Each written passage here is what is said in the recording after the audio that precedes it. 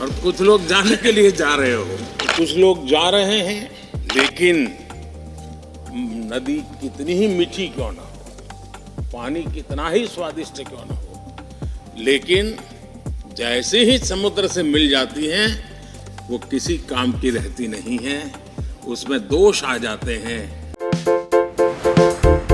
आप देख रहे हैं केवल सच।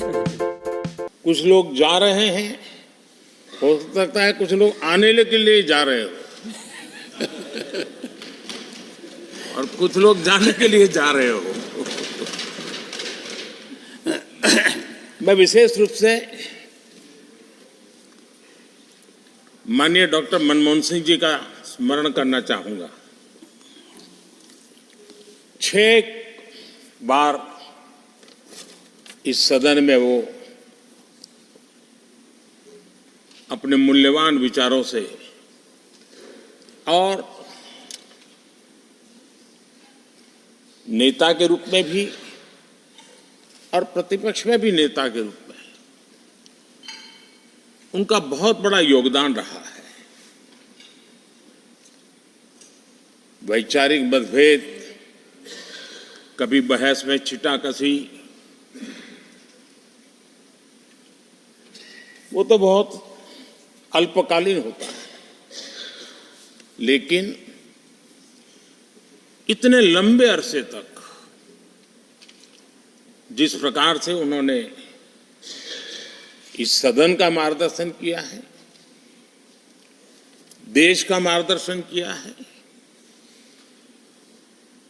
वो हमेशा हमेशा जब भी हमारे लोकतंत्र की चर्चा होगी तो कुछ माननीय सदस्यों की जो चर्चा होगी उसमें माननीय डॉक्टर मनमोहन सिंह की योगदान की चर्चा जरूर होगी।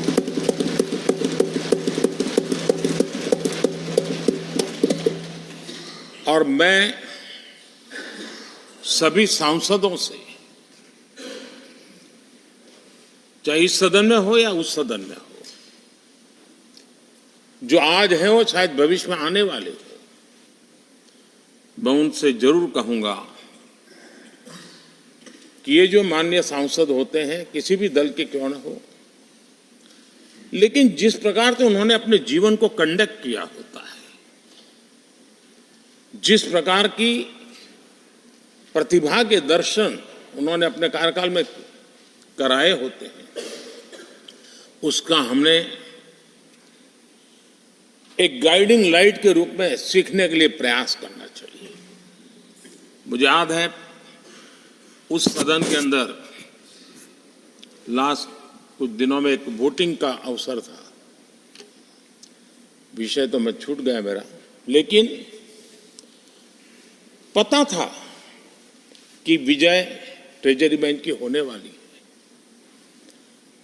अंतर भी बहुत था, लेकिन doctor Manmohan Singh ji wheel chair में आए, वोट किया। एक सांसद अपने दायित्व के लिए कितना सजग है उसका वो उदाहरण है, वो प्रेरक उदाहरण था। इतना ही नहीं, मैं देख रहा था कभी कमेटी के चुनाव हुए, कमेटी मेंबर्स के, वो व्हील चेयर में वोट देने आए। सवाल ये नहीं है कि वो किसको ताकत देने के लिए आए थे, मैं मानता हूं वो लोकतंत्र को ताकत देने आए थे।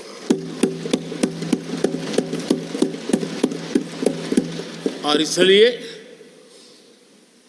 आज विशेष रूप से मैं उनके दीर्घायु के लिए हम सब की तरफ से प्रार्थना करता हूं, वे निरंतर हमारा मार्गदर्शन करते रहें, हमें प्रेरणा देते रहे।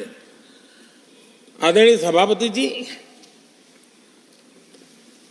जो हमारे साथी नए दायित्व की ओर आगे बढ़ रहे हैं,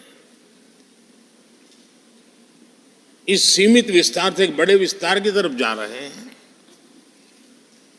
राज्यसभा से निकल करके जनसभा में जा रहे हैं, तो मैं मानता हूं उनका साथ, यहां का अनुभव, इतने बड़े मंच पर जा रहे हैं, तब देश के लिए एक बहुत बड़ी पूंजी बनकर के निकलेगा।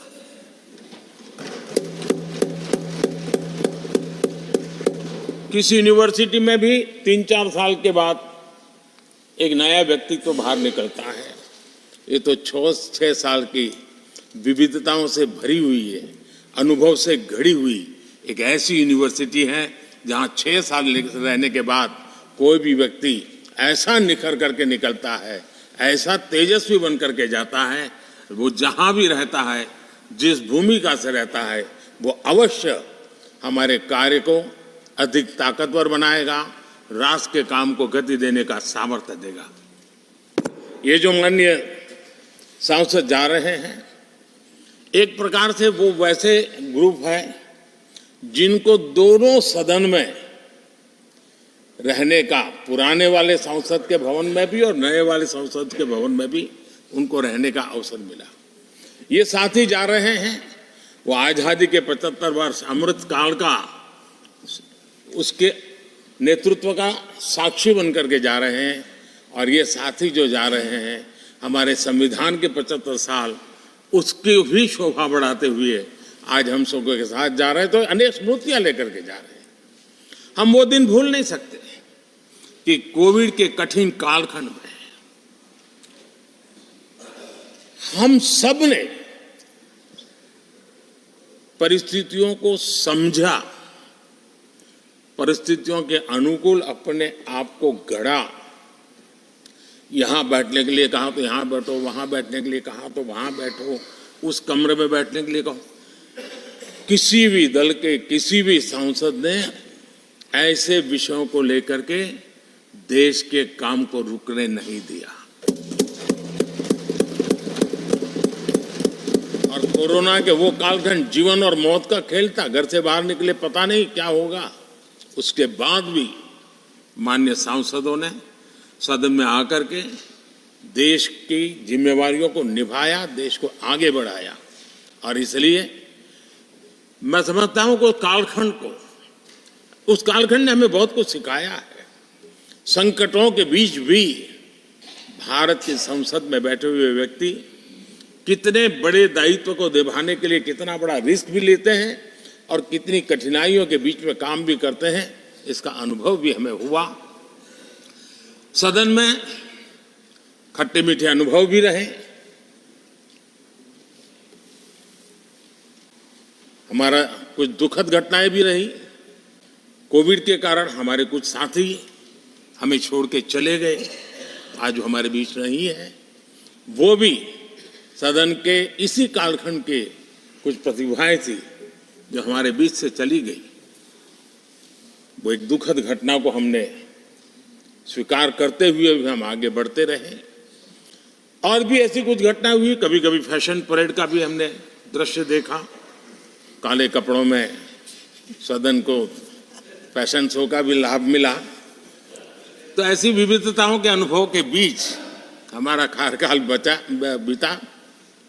और मैं तो अब खड़गे जी आ गए हैं तो मेरा एक धर्म तो निभाना ही पड़ता है मुझे। कभी कभी कुछ काम इतने अच्छे होते हैं जो बहुत लंबे समय तक उपयोगी होते हैं। हमारे यहाँ कोई बच्चा कुछ अच्छी चीज कर लेता है, कोई बच्चा अच्छे कपड़े वपड़े पहन करके अवसर के लिए तैयार होता है, तो परिवार में एक आध स्वजन आ जाता है, अरे किसी की नजर लग जाएगी, उसको काला टीका कर दो। तो ऐसे काला टीका कर देते हैं। आज देश पिछले 10 साल में समृद्धि के नए नए शिखर सर कर रहा है। एक भव्य दिव्य वातावरण बना है, उसको नजर न लग जाए, इसलिए काला टीका करने का आज प्रयास हुआ है। मैं उसके लिए भी खड़गे जी का बहुत धन्यवाद करता हूं, ताकि इस हमारी प्रगति की यात्रा को कोई नजर न लग जाए। ये नजर न लग जाए इसलिए आपने आज जो काला टीका किया है। मैं तो सोच रहा था सब काले कपड़ों में आएंगे, लेकिन शायद काला जोदू खिंचते खिंचते खिंचते ब्लैक पेपर तक चला गया है। लेकिन फिर भी मैं उसका भी स्वागत करता हूं, क्योंकि जब भी अच्छी बात होती है काला टीका नजर न लग जाए इसलिए बहुत जरूरी होता है। और उस पवित्र काम को, और आज जिस उम्र के हैं उस व्यक्ति जब ये काम करता है तो जरा अच्छा रहता है। तो मैं इसके लिए भी आपका आभार व्यक्त करता हूं।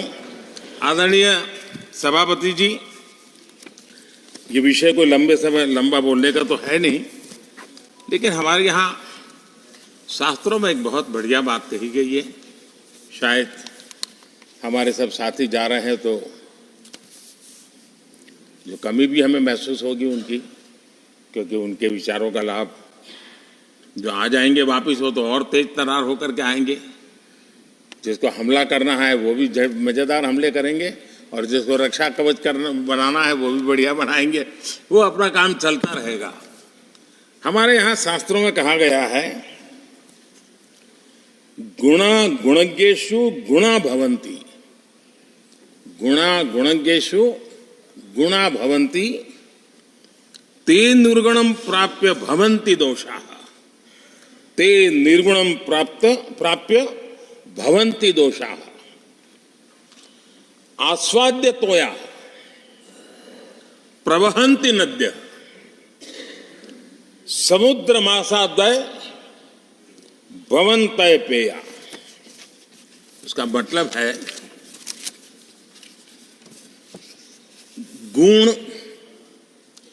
गुणी लोगों के बीच रहकर गुण होते हैं। जो गुणी लोगों के बीच रहने का मौका मिला तो उनके साथ रहने से हमारे भी गुणों में बढ़ोतरी होती है। निर्गुण को प्राप्त करके वो दोष युक्त हो जाते हैं। अगर गुणियों के बीच में बैठते हैं तो गुण तो बढ़ जाता है, लेकिन गुण ही नहीं है तो दोष बढ़ जाते हैं। और आगे कहा है, नदियों का जल तभी तक पीने योग्य होता है जब वो बहता रहता है। सदन में भी हर 2 साल के बाद नया प्रवाह आता है, और जब तक बहता रहता है, लेकिन नदी कितनी ही मीठी क्यों ना हो, पानी कितना ही स्वादिष्ट क्यों ना हो, लेकिन जैसे ही समुद्र से मिल जाती हैं वो किसी काम की रहती नहीं है। उसमें दोष आ जाते हैं, दोष युक्त हो जाते हैं। और इसलिए समुद्र को प्राप्त करने के बाद